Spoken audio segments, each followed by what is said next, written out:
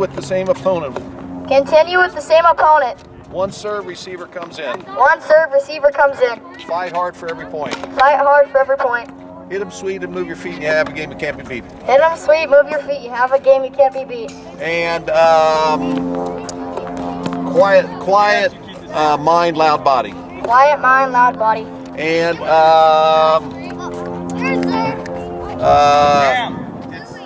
go get them. Go get them.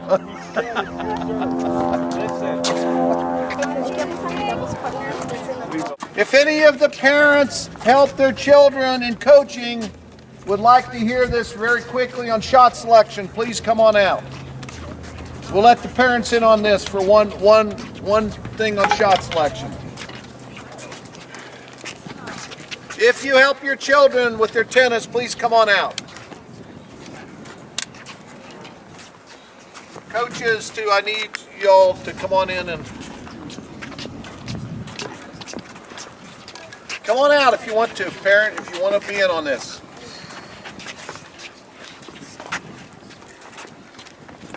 Alex, Mike.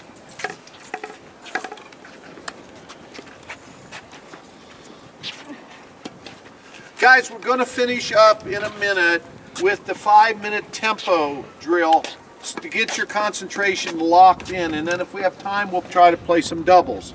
But before you go out there, I wanted to show you something that if you get this, you should be able to get it in 2 minutes if you pay attention and concentrate. And parents, this is the whole solution to shot selection. It sounds simple, but a lot of players will go their whole career and learn how to hit the ball great, but never learn where to hit the ball correctly. It's how you hit the ball, and then it's where you hit the ball. Later it will be tactics. But I want to use Brandon here like my sparring partner. Come on out, Brandon. We're going to do a little mini tennis here. Now, Brandon, we're not going to use rackets first. We're going to just use our hands. Guys, I want you to stop saying cross court and down the line for reference. You'll do it for reference, but I want you to start thinking across the body or into the body. Because there's only, if I'm hitting my forehand, I only hit the ball across his body. Now go ahead, this is a cross court to cross court, right? A cross court to cross court, correct? This, what is this? Cross. Now maybe I hit it way over here, a really good cross court run, get it. Maybe I hit a cross court over there, but it's a cross court to cross court. This is an outside angle, cross court to cross court. That's combination one. Andre Agassi has this. I'm going to show you his method. He calls this angle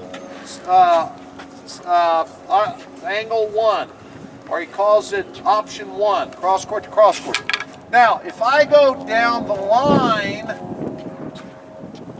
to his cross court, I'm going down the line to his cross court. That's option two. That's option two. So maybe I go really down the line trying to score and he runs it down, but it's still down the line whether I hit it into his body or not. If I hit it into his body close to where he is, he gets a big advantage because watch, run me. No. Here you go. Left hand. Use your left hand. Over here. You see, he pulls the ball and runs me, so I hit the ball into his body. That's a down the line to cross court, option two. Is everybody with me? Cross court to cross court, option one. Down the line, cross court, option two. Option three is down the line to down the line. Down the line to down the line. Or my backhand to his forehand, down the line, down the line. That's option three. You don't do that a whole lot. The pros really, the statistics done, only 13% of the time end the point with the down line to down line. Only 13% of the time. On the first two, they end the point 68% of the time, believe it or not. Now watch. I go cross court and he goes down the line. This is option four. Okay, is everybody with me? Okay, that's all there is in tennis. So if you think cross the body or into the body, that's all there is. Now listen, this will make all the sense in the world to you. Nobody likes to be a pusher, right? I'm going to teach you how to never push in a tennis match.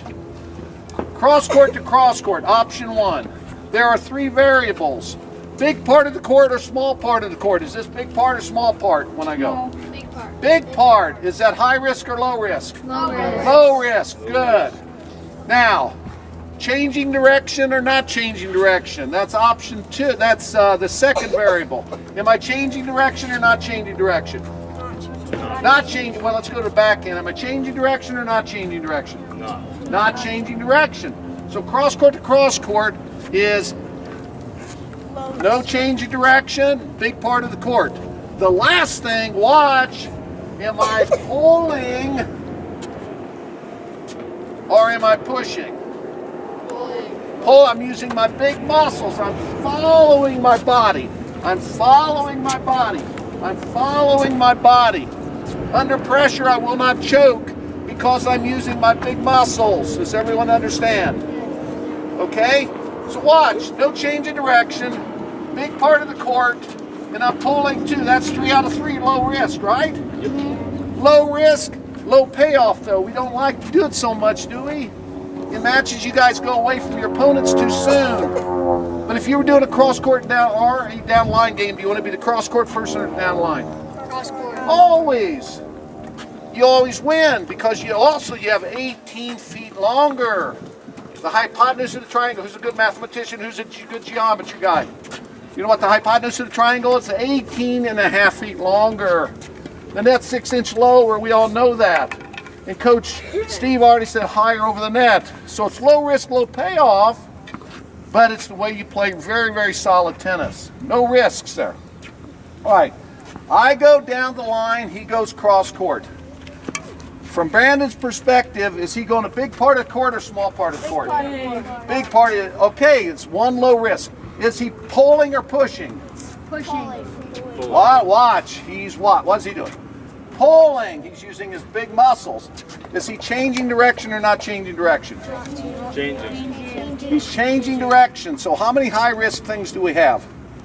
One. How many low risk things do we have? 2. Guys, if you play cross court, you follow your body, get across the body, cross the body. 5 out of 6 things are low risk.